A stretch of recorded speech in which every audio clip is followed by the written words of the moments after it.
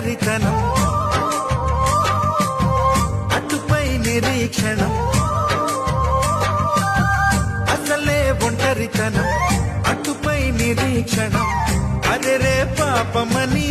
జాలిగా చూసే జనం గోరంత గొడవ జరిగితే కొండంత కోపమా నన్నుదిలి నువ్వు ఉండగలవ నిజం చెప్పవమ్మా అందరినీ ఇలా వెంటపడి అడగాల సరదాగా నువ్వే ఎదురైతే సరిపోదా నిద్రపోతున్న రాత్రి నడిగా గుటికి చేరిన గువ్వల నడిగా చల్లగాలి నడిగా ఆ చందమామ నడిగా ప్రియురాలి జాడ చెప్పరేమని